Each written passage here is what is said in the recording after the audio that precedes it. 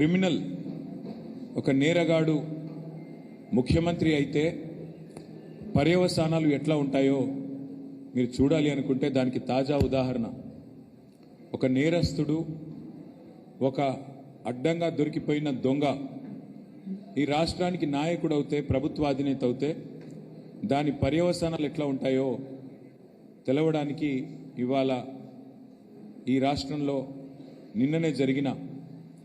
ఈ forensic lab రాష్ట్ర రాజధాని నడిబొడ్డున హైదరాబాద్ నడిబొడ్డున ఈ ఫోరెన్సిక్ ల్యాబ్ తగలబడ్డది అనేదైతే వదంతి వచ్చిందో వార్త వచ్చిందో అదే ఒక గొప్ప ఉదాహరణ అని చెప్పాలి. ఎందుకు అంటే ఇవాళ మనందరికీ కూడా తెలుసు,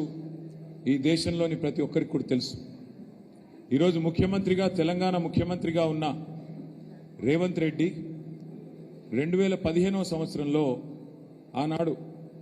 50 లక్షల రూపాయల బ్యాగుతో ఒక ఎమ్మెల్యేని కొనుగోలు చేసే ప్రయత్నంలో కెమెరాల ముందు బాహాటంగా దొరికిన విషయం, అన్ని ఆధారాలతో సహా పట్టుబడ్డ విషయం ఇది 2015లోనే, అంటే 11 ఏళ్ల కిందటనే జరిగిన విషయం అందరికీ తెలిసిందే.